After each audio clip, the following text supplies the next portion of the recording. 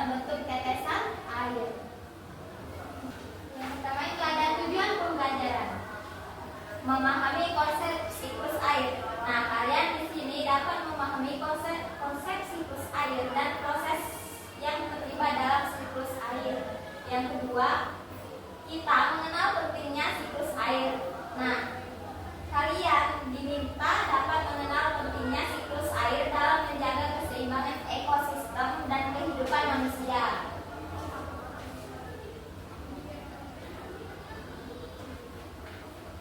Nah, dalam Kamus Besar Bahasa Indonesia, hujan itu diartikan sebagai titik-titik air yang berjatuhan dari udara karena adanya proses pendinginan. Nah, sedangkan menurut Badan Meteorologi, Klimatologi, dan Geofisika atau BMKG, hujan itu adalah endapan dari cairan atau zat padat. Kemudian ada proses terjadinya hujan. Yang pertama itu evaporasi atau penguapan. Nah, penguapan ini terjadi ketika panas bumi dan matahari memanas. Nah, maka air yang ada di permukaan bumi seperti laut, sungai, danau naik ke atmosfer. Nah, contohnya seperti kita memasak air. Ketika air mendidih, kemudian air tersebut akan menguap ke atas. Nah, begitu pula proses terjadinya hujan. Yang kedua ada kondensasi, pengembunan. Terjadi pengembunan yang membuat uap air akan berubah menjadi partikel es yang kecil. Nah, setelah itu partikel es akan berkumpul dan membentuk awan. Proses terjadinya partikel es menjadi awan kondensasi. Yang ketiga ada presipitasi, proses pengembunan. Nah, butiran yang sudah mencair itulah yang nantinya akan turun ke bumi dan disebut hujan. Selama kejadian berpindah-pindah tempat tersebut, awan bisa saja mengalami presipitasi, dan ketika awan sudah berlalu padat dengan uapan air di dalamnya. Nah, maka ia tidak bisa menahannya. Itulah yang kemudian menyebabkan hujan jatuh. Hujan itu dapat diterapkan dalam berbagai aspek kehidupan. Yang pertama sebagai pertanian. Nah, petani dapat memanfaatkan informasi tentang hujan untuk menentukan waktu tanam dan panen. Yang kedua, pengelolaan sumber daya air. Penampungan air hujan dapat dilakukan untuk mengatasi kekeringan. Dan yang ketiga, dalam kehidupan sehari-hari, membawa payung atau jas hujan saat musim hujan, merencanakan perjalanan berdasarkan perkiraan cuaca. Nah, selanjutnya ada faktor terjadinya hujan. Yang pertama itu ada apa? Pemanasan matahari. Sinar matahari memanaskan permukaan bumi, menyebabkan air dan laut, sungai, danau, serta tumbuhan menguap menjadi uap air ke atmosfer. Proses evaporasi dan transpirasi. Yang kedua,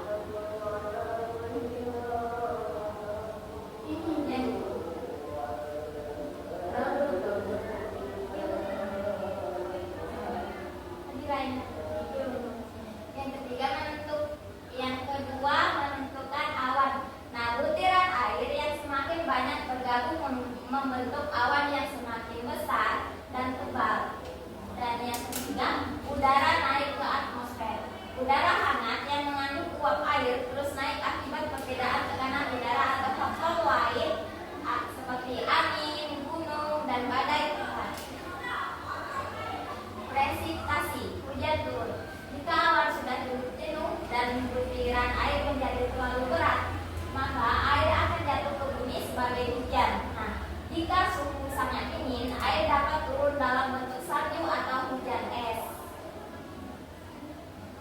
Tapi kalau di Indonesia ini hujan es tidak ada, Bu, ya.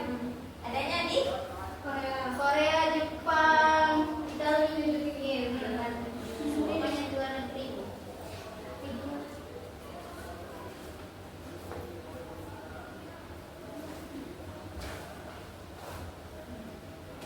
Sahabat cerdas, tahukah kalian? Ibu minta amati video tersebut, nanti ibu tanya.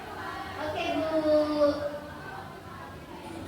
Halo sahabat cerdas, tahukah kalian sekitar 71% permukaan bumi tertutup oleh air?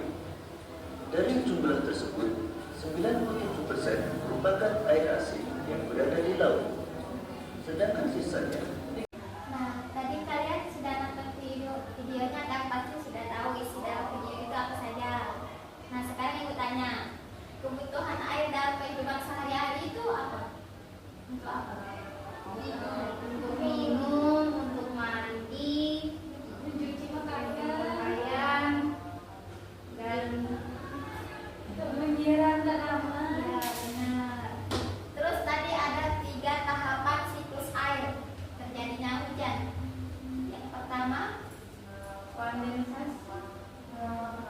kondensasi, penguapan. Kondensasi itu pengembunan. Kalau yang pertama itu ada evaporasi. Evaporasi itu penguapan. Nah, yang kedua kondensasi itu pengembunan, dan yang terakhir presipitasi itu proses pengembunan. Nah, sekarang ada video. Nah, sekarang ada tugas kelompok buat kalian. Silakan dikerjakan ya Ibu. Tunggu beberapa menit. Ibu.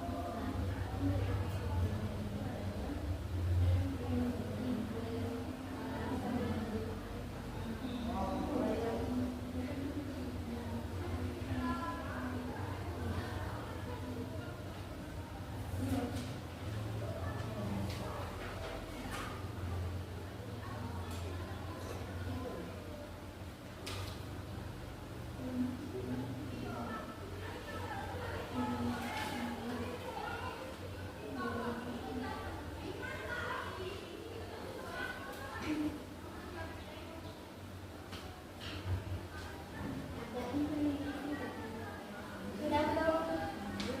Sudah Bu. Siapa yang berani mempresentasikan ke depan?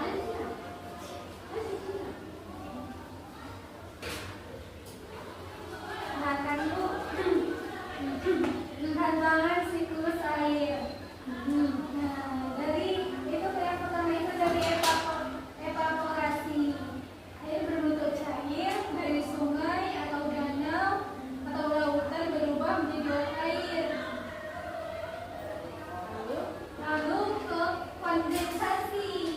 Uap air di atmosfer berubah menjadi cair yang membentuk awan, kabut, dan embun.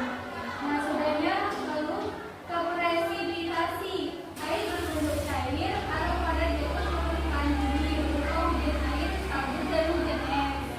Nah, lalu ke infiltrasi dan aliran air tanah. Selanjutnya ke serapan tanaman ya. Nah, yang tadi itu ke matahari, ke transpirasi. Nah, sudah ke transpirasi itu ke limpasan. Sudah Bu. Ya, bagus. Tangan itu ya. Sudah berani maju ke depan.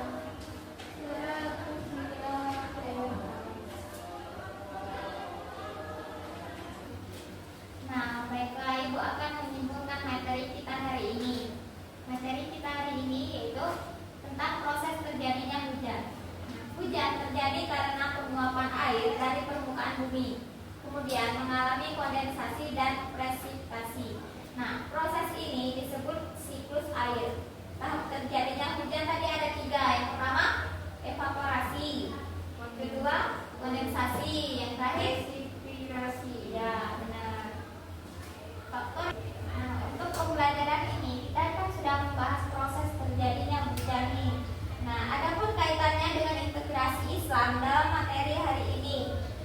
Dan dialah yang menurunkan hujan dan langit, lalu kami tumbuhkan dengan hujan itu dengan tanam